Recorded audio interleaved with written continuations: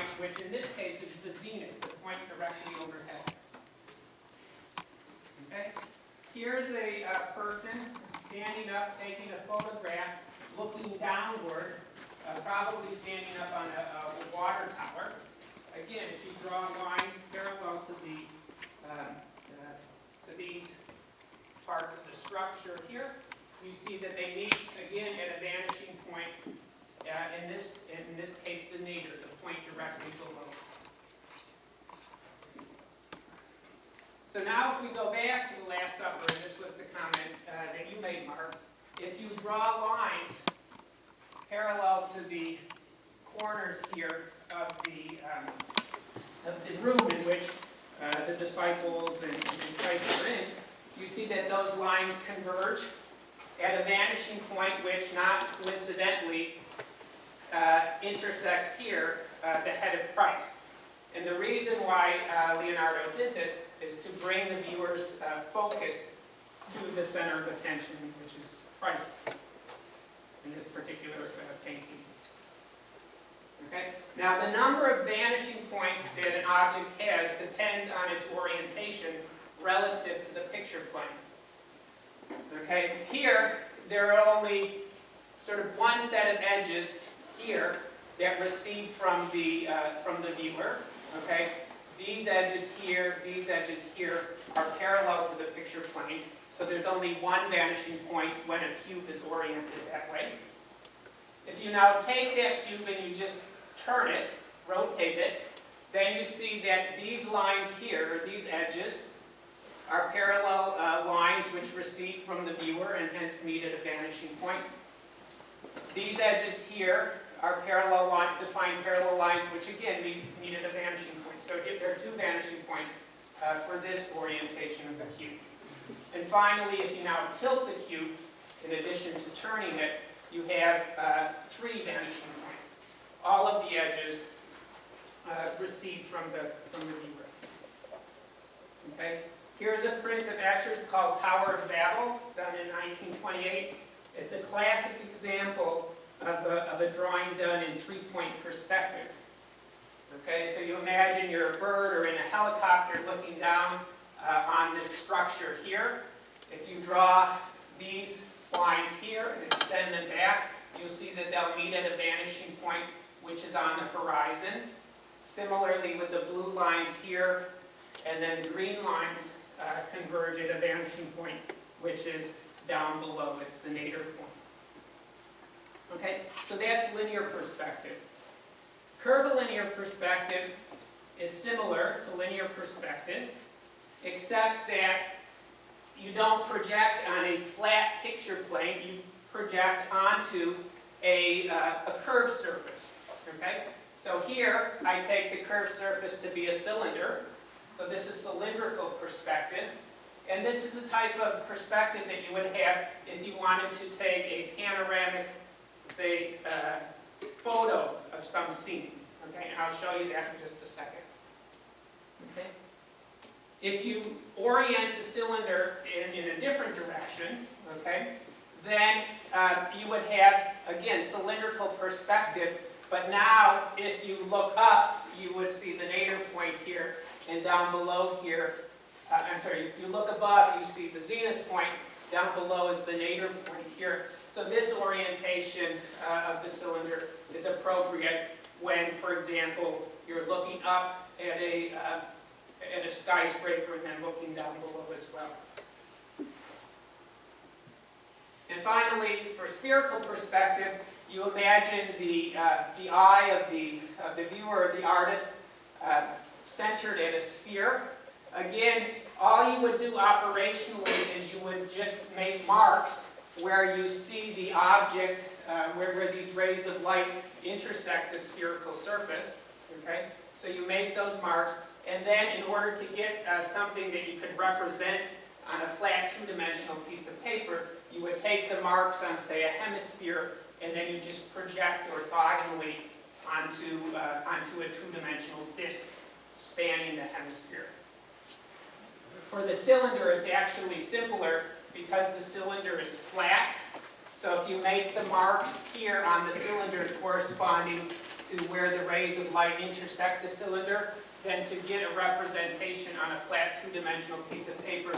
All you effectively have to do is cut the cylinder and unroll it. Okay? Now, it turns out that spherical perspective is very similar. It's not exactly the same, but it's very similar to reflection off of a spherical mirror. Okay? Here's a photo of Escher holding a spherical mirror. Okay, and here's one of his prints, okay, holding the spherical mirror and then drawing himself in it. Here's another print of Escher's, okay, drawing himself, drawing his reflection in the spherical mirror. Okay, because I'm not as artistic as Escher, but I do know a little bit of math, what I did is I wrote a little program, and you could all do this as well, that can take an image or any object in three-dimensional space and basically give you what you would have if you did the drawing in spherical perspective, or if you wanted to see what your reflection would be in a spherical mirror. Okay? So I wrote the program. This is a picture of me, which I digitized. Okay, and then if I tell it to give me my image as I would see myself in a spherical mirror, this is what I would get.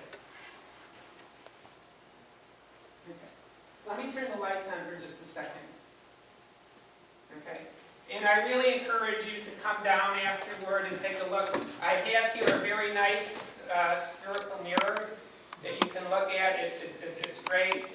Malik and I went outside and looked at it. It's really nice. Here's another spherical mirror, okay, but a portion of it, so it's not a complete sphere, but it's nice because it's big. Okay. So please come down afterward and take a look. Here, okay, let me turn off the lights for a second. This is a panoramic view of my backyard, and I have it here actually. Okay, so again, if you want to come down later and take a look, you can see that what I did is I took photographs. So basically took a camera, stood out in the backyard, took the picture, turned a little bit, took another picture, turned a little bit, took another picture. Did that maybe 15 times. And then you can take those photos and you can glue them together. Okay? So this is the back of my house. It's actually pointing to the east, so this is east here. This is south, okay, which is down the Resaca. So we live on a Resaca. Directly across from the house, looking west, we're looking directly across the Resaca, so this is west. So if I was looking west here, I'd be looking across the Resaca. The Resaca runs down this way to the south, and then it runs down this way to the north. Okay, and you see how it's represented here in this panoramic photo. And then you see here the path again leading from the house. So this is the same point. Okay? So what you could do, okay, is you could take this this set of photos here, and then just wrap it up as a cylinder, and that's effectively what I saw as I turned around and took photos repeatedly.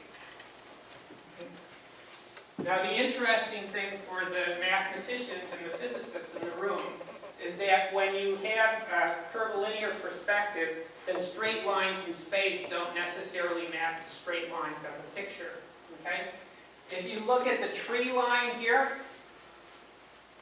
the tree line is effectively a flat line in space, a straight line in space, because the trees are more or less the same height.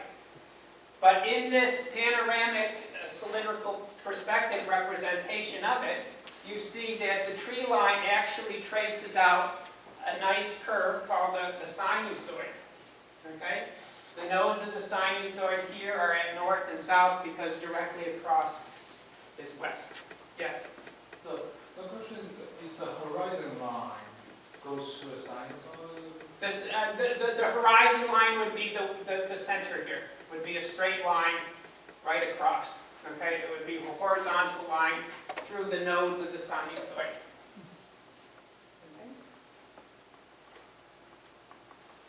Okay. Let's see. Okay, so that's the introduction to perspective. Okay. Now what I'd like to do is I'd like to tell you how Escher used relative perspective in order to deceive the viewer. Okay. So here's one of Escher's prints called Another World. So take a few minutes and look at it. There's some bird, okay, Birdman, okay. Looks like the lunar landscape or Martian landscape. And then you've got this building or structure with some columns. Now the bird appears 3 different places. And this cornucopia, I guess, also appears in 3 different places.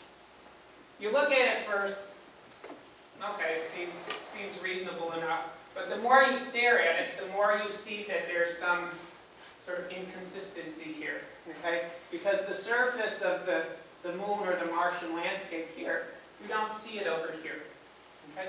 So what Escher is doing, okay, if you draw the lines, okay, the parallel lines here defined by the structure, you see they meet at a vanishing point. But what type of vanishing point is it? Does it correspond to the horizon? Does it correspond to the zenith? Does it correspond to the nadir point? Okay. It depends on which windows you're looking out at. Okay. So if you look out of these 2 windows here, this vanishing point is a horizon point. If you look out of these 2 windows here, that same vanishing point is a zenith point. It's a point directly above the bird. Okay? If you look out of these 2 windows here, then you see that this vanishing point is a nadir point, a point directly below. Okay? So we're looking above the Birdman here. Okay? So what Escher did here is he used the relativeness of the vanishing point in order to produce this particular this print. Okay? So clever use of the ambiguity or relativeness of the vanishing point. Here's another print of Escher's called Relativity. Okay, this is a little bit more busy. Again, it's some building. You can see the outside here. Several staircases, several people. Okay. I highlight in blue here the figures. They don't have really faces, but they're the upright figures. Okay? All of the figures highlighted there in blue are upright, basically vertical. In red, I highlight the figures that are leaning to the left. And in green, I highlight the figures leaning to the right. So we have 3 types of figures in this drawing. Now, if you draw lines parallel to the structure of this building here, you'll find that these lines meet at a vanishing point. So the heavy black lines, if you continue those back, they will meet at a vanishing point way up there. That vanishing point is the zenith point for the blue guys, and it's a horizon point for the red and the green. Okay? So that one vanishing point is playing 3 different roles. Similarly, if you follow the dotted lines back here, they will meet at a vanishing point down here, which turns out to be a nadir point, so the point directly below the left-leaning figures, the red figures, but this vanishing point is actually on the horizon for the blue and green figures. Okay? And finally, if you take you follow these dashed lines back, you again see that they'll meet at a vanishing point, which is a nadir point for the right-leaning green figures, and horizon points for the blue and the red. Okay? So this is a more clever use of the relativeness of vanishing points by Escher. Okay, for those of you who know gravity, gravity in this picture is acting in 3 different directions. It's acting, directly downward for the upright figures. It's directed this way toward the nadir for the left-leaning figures, and it's directed to the left, down to the left toward the right-leaning figures. Okay. Another thing about this particular print that I find interesting is that there are 3 staircases. Okay, 1, 2, and 3. And on each staircase, there are 2 different types of figures walking on the staircase. So here you have a green figure, a right-leaner, walking on this side of the staircase, and an uprighter walking on the other side. Here you have an uprighter walking on this side of the staircase, and a left-leaner walking on the other side of the staircase. And here, walking on the same side of the staircase, you've got a right-leaner and a left-leaner. The right-leaner is going up, and the left-leaner is going down. Yet they're walking in the same direction. Okay? So Escher, again, is cleverly playing with the relativeness of vanishing points, of what's up and what's down. Okay? Here's a print of Escher's called High and Low. It's actually the top part of the figure. Okay? You see it's some building, 2-story building. There's a courtyard here, a palm tree. We're looking from above down onto the courtyard. There's a young girl looking out of the window, a young boy sitting on the stairs, okay, looking up at the young girl. If you draw lines, parallel lines, okay, we're going to do this a lot in this talk. You see that these parallel lines meet on the horizon to the right and also to the left. Okay, so the horizon is at this level here. But if you go along the parallel, if you go along the edge here of the building, of this 2-story building here, you see that these lines are not straight. What type of lines do you think they are? Yes? Sinusoids. Okay? Now, Escher didn't go and grid up this thing with sinusoids, but he was such a master craftsman that he knew intuitively that the building should look this way. Okay? What I did, of course, is I constructed sinusoids, and I wanted to check to see how well, how well Escher's drawing agreed with that. And you see that they agreed quite closely. Okay? And where these sinusoids meet is the nadir point, so the point directly below these people. Okay? Now remember, this is just the top part of the print. This is the bottom part. Okay? So pretty much the same scene, but seen from below. Okay? So you're looking up now at the young boy sitting on the stairs, the young girl looking down from the window. You see the palm tree again in the courtyard. You can draw the parallel lines. They meet at vanishing points on the horizon. Again, you follow the lines along the building. Those are sinusoids. Okay? But now they meet up here, which is the zenith point, okay, for this perspective, from this perspective. Here's the full print, okay? So you've got to take a minute to look at it. And I know I'm going kind of fast, so I really recommend that, later tonight or later in the week, you go online and look at some of these prints to really enjoy or absorb what's in them.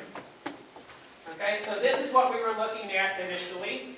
Then we were looking at this. You see that this young girl is repeated here and here, the young boy here and here, the palm tree here and here. Can this young girl see the boy down here? Probably. But then what is this area here, right? This is the floor for this girl and boy, but it's the ceiling for this girl and boy. Okay? So again, there's a relativeness of a vanishing point. Right? We saw that this was both a nadir point and a zenith point. Okay? If I zoom in on it, here it is. Okay? Okay, you see the boy sitting on the staircase. You know, we're looking from above. Here's the floor. Okay, when we consider it from above. But now, if you look at it from down here, you're looking upward, and then that's the zenith point, right? You're looking up toward the sky. Okay? What is this? A set of stairs leading downward. So it leads from, right, the boy walks down the stairs and then go down underground. Okay? Where does he come out? Over there, which is what? Which is at the top of he comes out at the highest point. So he goes underground here and yet comes out at the highest point in the figure. So again, Escher is cleverly playing with the relativeness of vanishing points, and he does it in such a smooth way. Okay, there's no sort of abruptness or whatever in the figures. It just sort of blends very nicely. Okay? And if you look at this structure here, this tower, you see that the tower goes up here, right? The windows are curved like this. Yet the tower goes up this way to the right. Goes up to it goes up in this direction and then up in this direction.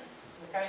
So this is sort of the boundary line between what's up and down for that tower. Okay?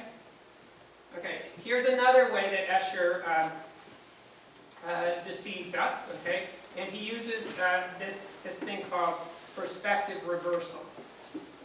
Okay, now people who came in early, I handed out these little Escher flags. Okay? If you want, you can get one afterward. Okay? What do you see? What do you see here? Somebody? Cubes.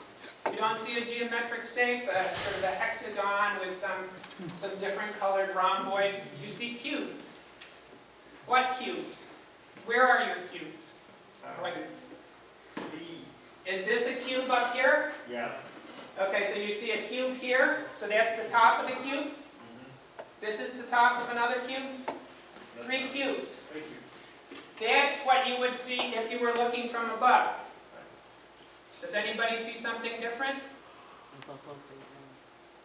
Yes, do you see something different? What do you see? It's upside down too. You see the cubes from the other way. Okay, so stare at it a bit, and then what you can see, okay, I have to stare at it for a little bit. So you've got to imagine looking at it from below, and if you imagine looking at it from below, these are 3 cubes. And these dark diamonds are the bottom of those 3 cubes. Okay, so do you see that? Do you see the cubes reversing? So from one point of view, so if you're looking from above, these are 3 cubes. But if you look from below, then these are 3 cubes. Okay? If these are 3 cubes when you look from below, then what is this? What is this? This is a corner. This is empty space, right? So you're going from a convex cube to a concave corner, okay?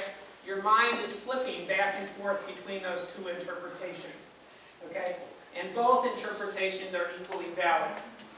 I think typically people see these 3 cubes more often than the other 3 cubes just because we're more used to looking down on something.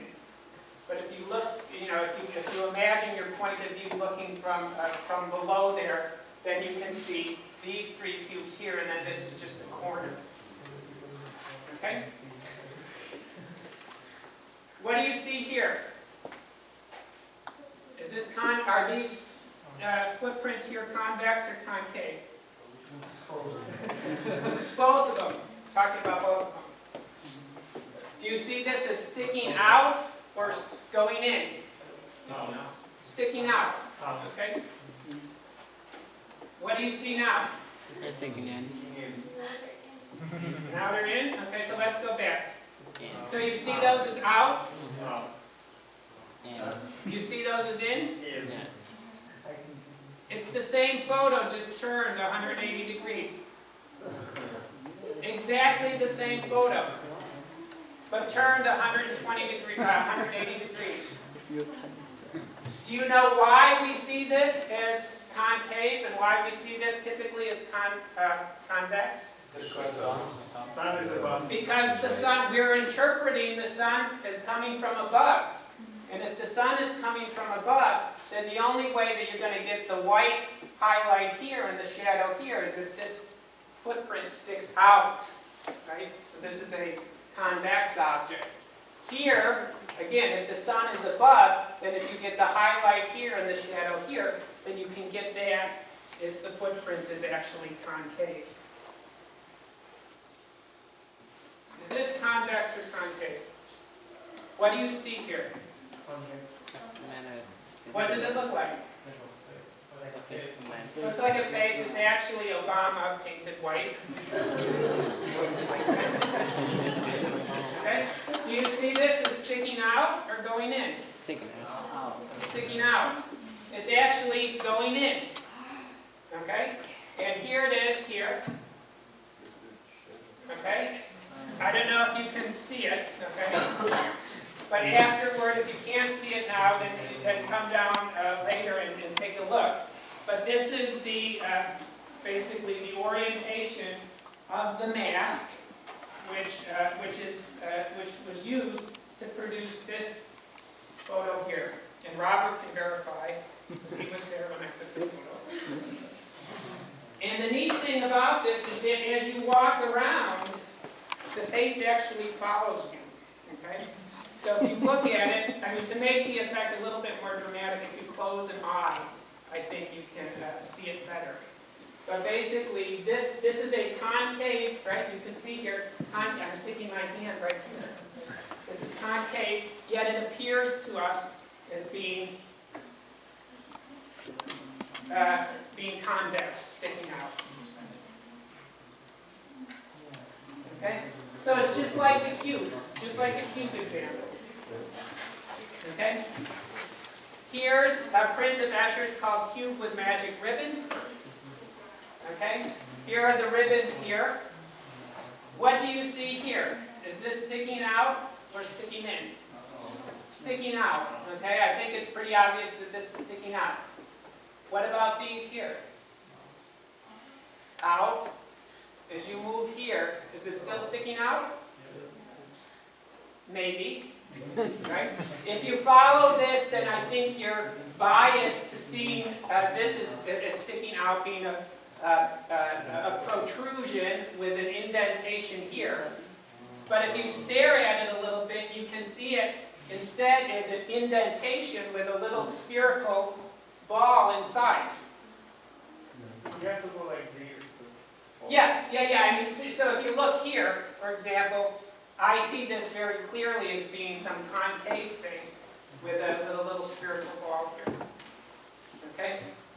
So these bumps here are unambiguous, but as you move into the center there, then you can have this flip-flop effect, going from convex to concave, depending on how you interpret things. Again, it depends on where you think the light is coming from. I think it's the bars that help you to make the decision. I think it's the holes, the orientation of holes. Half of them are like in one direction, then suddenly it changes. Poles. Yeah. Poles that help you. The poles help. Okay. So the structure is a well-defined. There's nothing wrong with this cubical structure. Yeah, I mean here, the pole here will help you, see this as sticking out, definitely. But then that biases you to see this as sticking out. And then if you think of this as sticking out, then it biases you to think of that as sticking out. However, if you sort of ignore these here and just look at this, then you can see it as sticking in with this as the shadow, right? The light, sort of light coming from below with the highlight up here and the shadow down here. Okay. Here's a print of Escher's called Convex and Concave. It's a very busy print, so I'm going to look at it, or we're going to look at it in parts. Okay? So here's 1/3 of it. What do you see? Just name some things that you see. Pillar.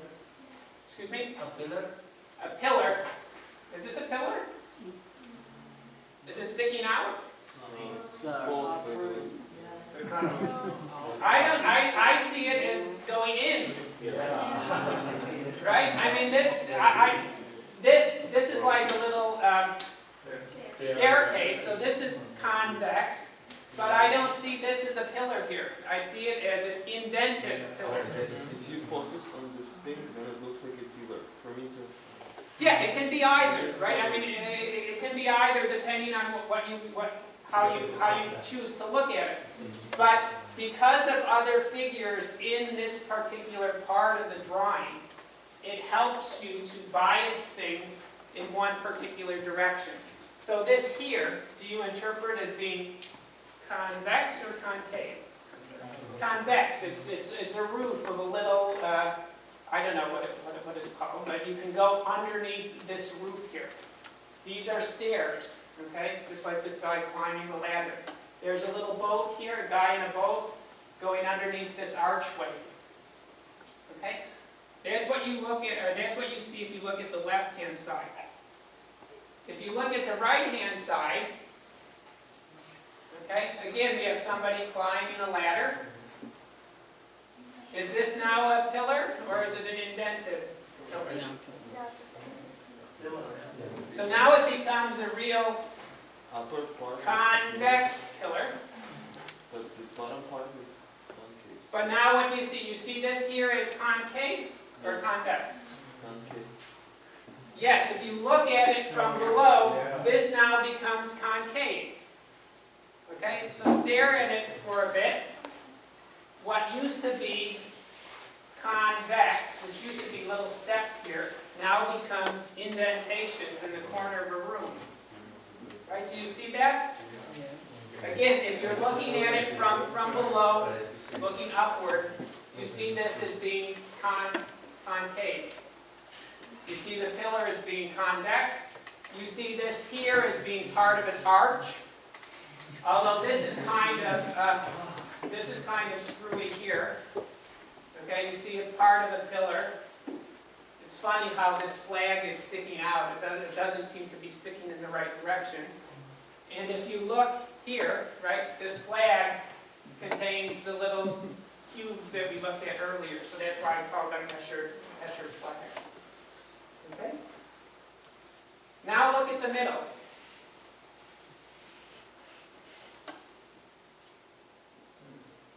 What do you see here? Is this stairs running up, or is this part of the arch that we saw earlier?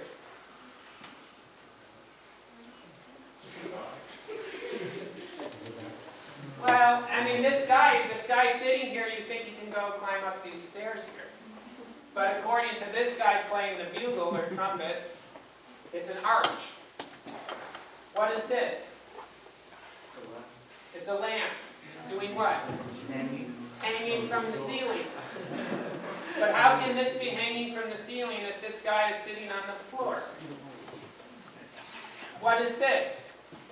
Is this an indented? Is this a concave basin? Or is it a convex ceiling ornament?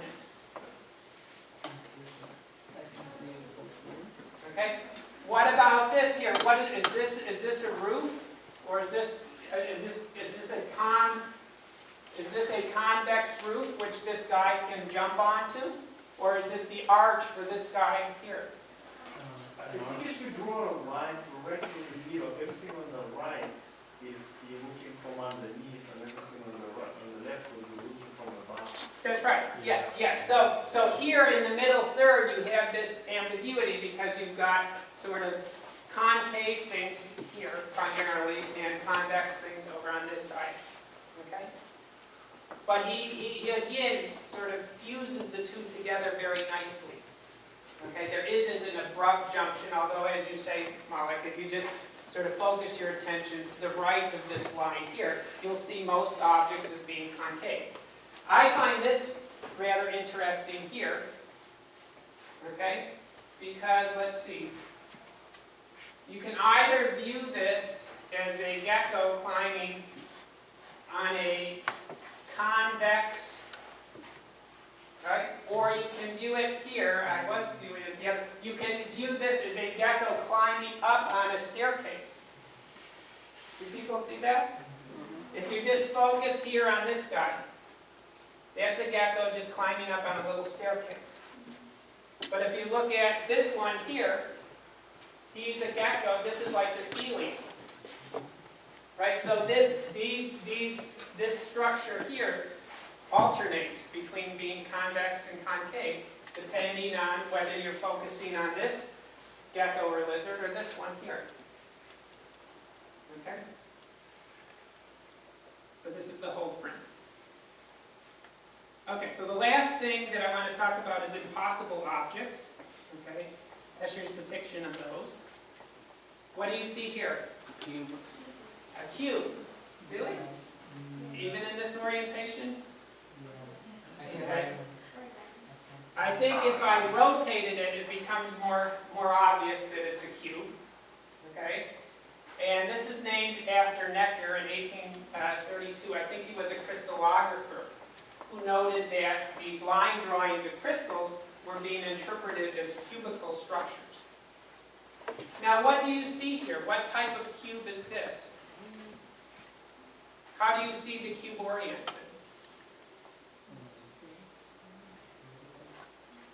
Right? This is not a perspective drawing of a cube, right? If you think of this as the back face and this is the front face here, the back face is the same size as the front face. So there isn't any diminishing in size with distance. So there are no depth cues with this line drawing of a cube. So there's some ambiguity here. Do people see the cube with this as the front face? Yeah. But why not this? Right? You could see this, right? How many people typically see this as the cube? Okay, I think this is the standard way that people see it, again, because we mostly view things from above. But you can also see it this way, right? From below. Then this here defines the front face and this becomes the back. Okay? So there's ambiguity here. There's this sort of reversal of what's front and what's back. To specify this ambiguity a little bit more concretely, okay, what we have here are basically two edges, okay, 1 and 2. Those two vertical edges, okay, cross these two horizontal lines. So there are these intersections here. Okay? One interpretation of the cube is to have this edge here, 1 to the front and 2 to the back. Okay, this is the way that most people see the cube. This being the front face, and then this here being the back. Okay? The other way to think of it is to have this line here go in the back. Okay, so this vertical edge you think of as being in the back of the cube, and this vertical line here being in the front. Okay? So there's an ambiguity depending on how we treat these two vertical edges. Do we put one to the front and 2 to the back, or 1 to the back and 2 to the front?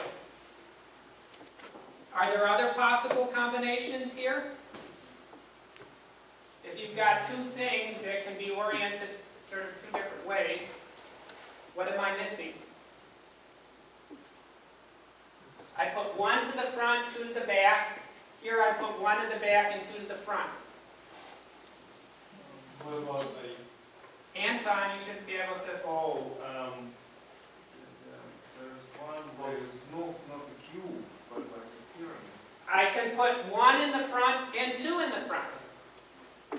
Or I can put 1 in the back and 2 in the back. So rather than have 1 in the front and the other in the back, you can put both in the front or both in the back. And when you do this, this becomes then an impossible cube. Okay? You can't form such a cube. Okay? Here's what it looks like if I draw it a little bit, well, not me, I took this off the web. But here you can see the impossibility of the cube when you take this edge here and this edge here and you put both of them toward the front. Okay? And similarly, if you put those two edges in the back, you know, relative to the horizontal edges. Okay? So what before was an ambiguity in for two real cubes now becomes an impossibility, two different impossible cubes. This is a print of Escher's called Man with Cuboid. Okay? So this man here is holding the impossible cube. Okay? This is a print called Belvedere. The top of a print, okay? So you see a queen here, maybe a court jester here, climbing up a ladder. Okay? We can say that the queen is looking, I don't know, to the east, okay? So she's looking to the front. If you draw lines parallel to the rails here of the horizontal rails of the building, they meet back here at a vanishing point going to the left. Okay? If you now look at the bottom of the figure, you see that there's a king, but this king is looking in a different direction than the queen was. Okay? If the queen was looking east, the king is looking north. Okay? And you see somebody else climbing the ladder, okay? Getting on the ladder here inside the building. Okay? Again, if you draw lines parallel to the rails of the building down here, you see now that they go and meet a vanishing point to the right. Here's the man with cuboid, a reversed version of him sitting here. And there's some poor creature in the jail over there. Okay. Here's the print seen in its entirety. Okay. And if you look at it, you can see the oddness of the building. It looks like it's cockeyed, right? The top part of the building is going this way, right? The queen is looking to the east. The bottom part of the building is going at right angles to it. Right? The king is looking to the north. And if you look at this guy here, you've got somebody climbing the ladder, which is inside the building here, yet when he gets to the top, he's outside the building. Okay? So things are okay if you look at the top or you look at the bottom, but if you look in between, all hell breaks loose, right? I mean, there's a lot of havoc here, okay? Here is the pillar. This pillar is fine. But look at this pillar. Starts here in the front of the building, and where does it connect? Where does it connect? In the back.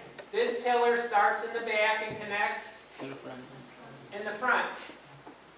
This pillar starts in the back and connects to the front. This pillar starts in the back and connects to the front. Yes? I have a question, because I'm thinking that you could have a scene that looks exactly like this, excuse me, right? But only from one point. That's right. You can build these impossible structures that have this appearance from one particular viewing point. Okay?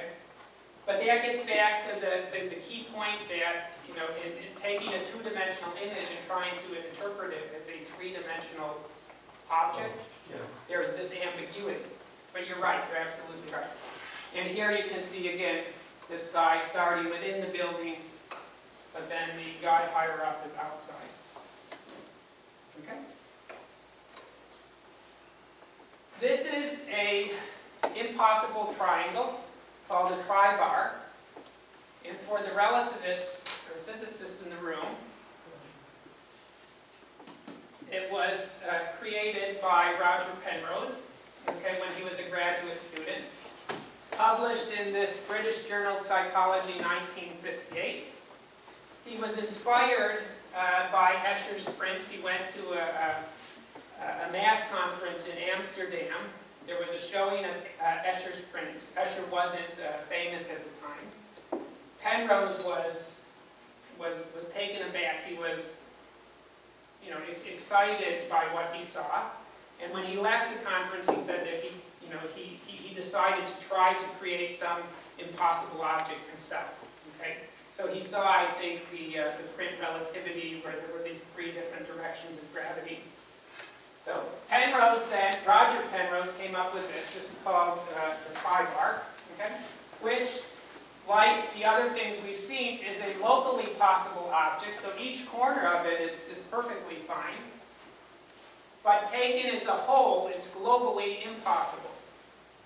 Right? Because this corner here, if you consider this part, this leg of the triangle here, this bar is sticking to the front, this one goes back to the back, yet they're supposed to meet over here.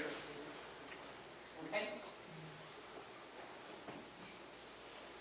Even though it's an impossible structure, I built one myself. Okay? And there's a photo of it. Okay? But, as Mark said already, this is the tribar, right? Which gives you that photo if you view it from the right angle. Okay? So this impossible tribar looks like Escher's, looks like Penrose's tribar on the previous transparency. But what we see here, right, is this. Okay? So this structure here, when viewed at the appropriate angle, gives rise to that two-dimensional image. Okay? Here are two tribars joined together. Okay? One big one here in the middle. If you just follow your nose, so to speak, and go along a horizontal line here, and then go in this direction, you stay pretty much horizontal, right? You just take a 90-degree turn. What you find is that when you go along these paths here, even though you were staying locally level, when you get up here, you're much higher than where you started. Okay? So locally, you go along these horizontal paths, yet you arrive at a point which is much higher than where you started from. Okay? Escher, when he learned of what Penrose did, Roger and Lionel Penrose sent their paper to Escher. Escher then took this double tribar and basically incorporated it into this print called Waterfall. And if you look at it, you see that these arrows here, which follow the path of the water, which you would think of as being locally horizontal, as you follow the path, you reach a point which is much higher than the starting point. Okay? So this particular print is based on the double tribar that Penrose came up with. Okay? So he effectively has a perpetual motion waterfall. Lionel Penrose, who was Roger Penrose's father, okay, in the same paper came up with this impossible object. Okay? Both of these Penroses were mathematicians. Okay? This is an impossible or never-ending staircase. Right? If you go up the stairs here, and up the stairs here, and up the stairs here, and up the stairs here, you come back to the same starting point, but you've continually walked up. So if you go counterclockwise around this structure, you continually go upward. If you go clockwise, then you continually go downward, continually walk downward. Okay? This is the same staircase, but just sort of inverted. And this is taken from this book called The Magic Mirror by Ernst. If you slice the staircase into 8 different levels, okay, what you see is that if you follow here, if you go along the bottom level here,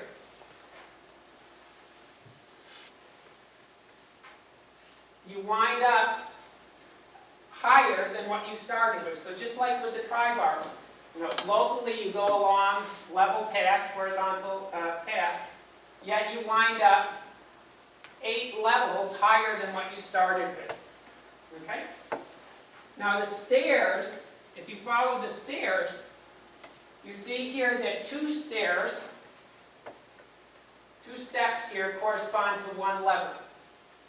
So if you take a pair of steps down, okay, you take 8 pairs of steps down, you're basically stepping down 1 level for each pair of steps. So if you go all the way around the structure, you've gone down 8 levels, while the building or the structure has spiraled up 8 levels. Okay? So what's happening here is that actually this surface here is level or horizontal, so the staircase is level, but the building is screwed up. Okay? The building is spiraling upward, okay? Yet the staircase is level. Okay? It's sort of like walking down an escalator which is moving upward.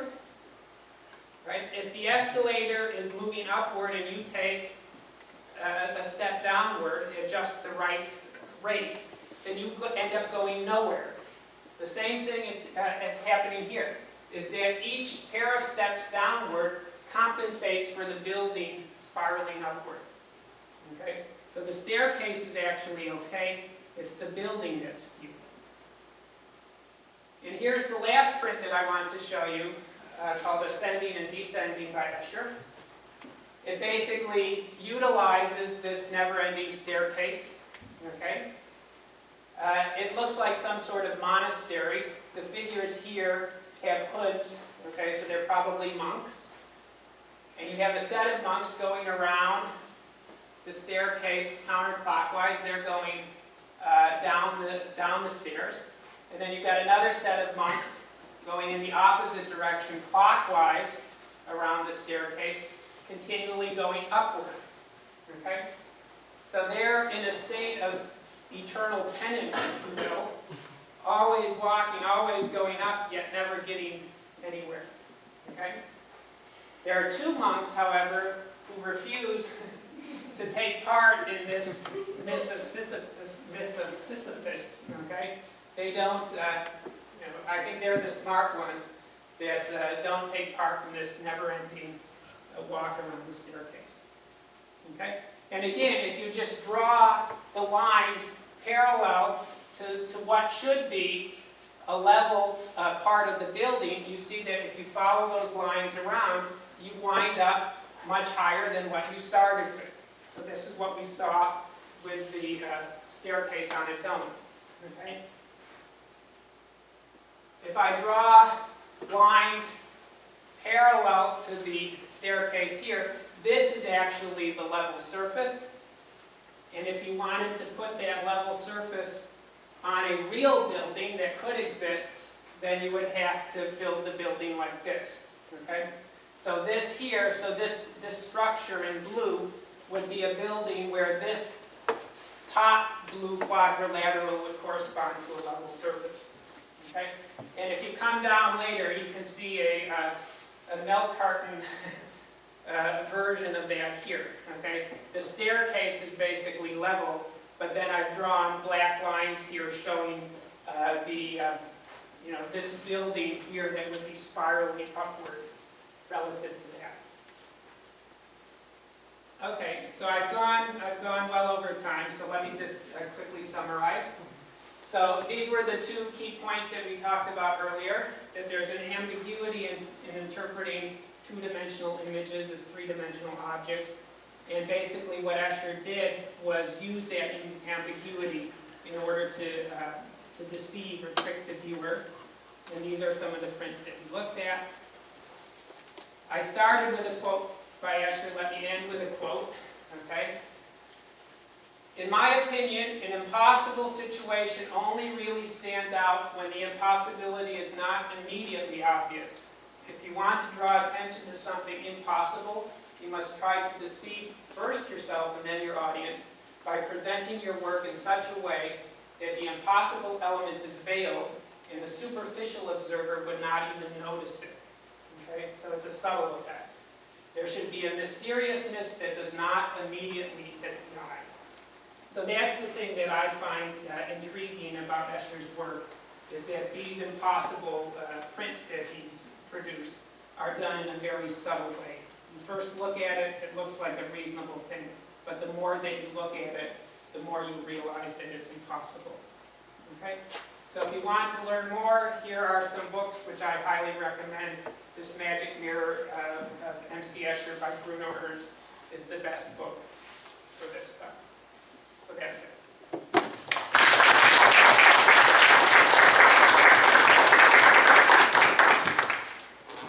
We have a couple minutes for questions. Is there any questions? Oh, I didn't know if did I show this? Yeah. Okay. You know what, I was thinking, what if you held it like this, and then it probably look like it's moving every. Yeah, so if I turn it, okay, so I think it's a little bit easier if you walk around, but if I turn it, I don't know if you see it. That's true. Okay? But again, it's just this convex versus concave thing. Our mind ignores the cues that we get from the shadows, because if you looked at the photo that I had of this, you would see that there was a shadow here, which would imply that the light source was coming from this side, but it was actually coming from the other direction. Okay? So this is just another example of this, convex versus concave cube thing itself. Yes? When you were talking about the stairs, it was Yes. like it was going diagonally up and down. If the stairs were going diagonally up and down? So let's see.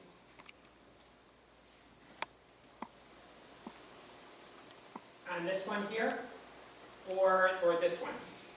I guess I On this one? it looked like they're going diagonally up and something. So if you look here, let's see. Oh, sorry.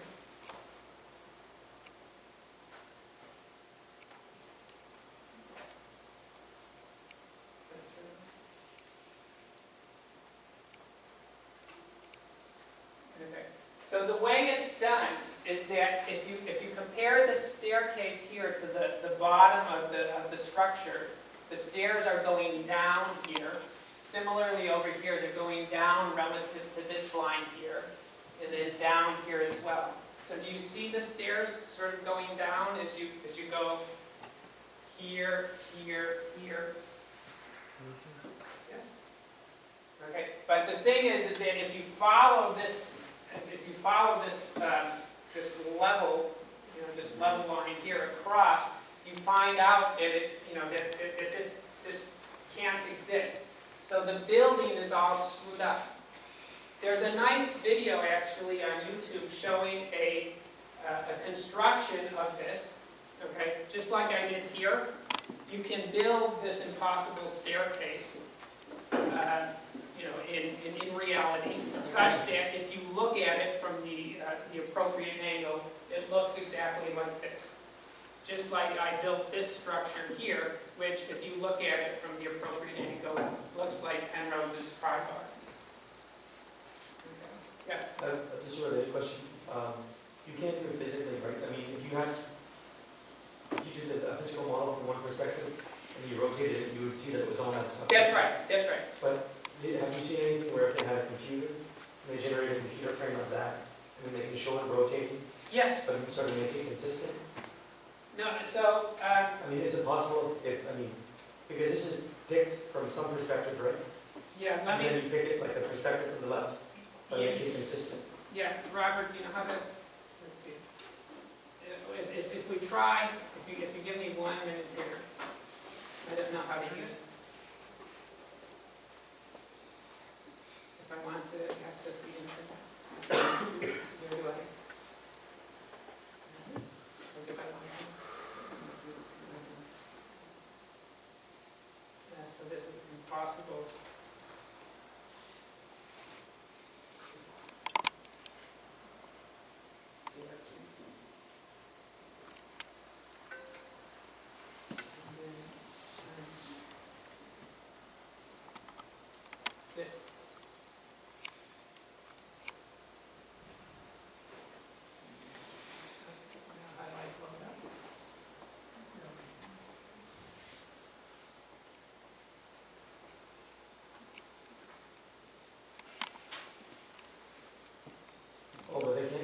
consistent? No, I mean, it's an impossible thing. So it's something that gives the impossible staircase image when seen from the right perspective. I thought it was possible, but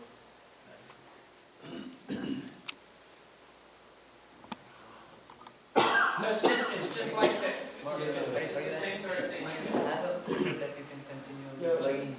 Yeah, I guess what I'm trying to say is that, so that figure is created from one perspective, right? So it looks Right. like that from one perspective, right? So can't you say, okay, I'm gonna change my perspective, so the vanishing point change, say, right? But then you make it consistent from that new perspective, and then they sort of animate, so it looks like it's a 3D structure, but in reality, it can't be. we can do that. Yeah. Every time you change your view, I don't know how to work. you change not only the orientation, change the structure of the Yeah, so at the same time, you're changing the structure of behind the scene. Okay, So so it you're looks like- changing the structure. Yeah, Yes, so you it can't looks build like a you're- single structure that has that form, Yeah. seen from all. From different perspectives, it's gonna have like 1,000 different structures behind. It's like an illusion, I guess. That's why I was thinking they could do it with computers. But in your presentation, you can see the base is not possible, right? When Yeah. you check the base, it is impossible. Yeah, that's right. So what I was saying with this little milk carton demonstration here is that the base would correspond to these sort of black lines. So if you look at it, so basically the staircase here is level, okay? But the building, if I were to sort of cut out the milk carton so that it represented the building, then I would have to cut it along these black lines here, okay? So it's the building that's screwed up, not the staircase, okay? Yeah, so that's, and then as I was saying, that basically the stair, each step down compensated for each sort of level you go up as you spiral around. Other questions? Sorry to keep you too long. Looks like I have to run again.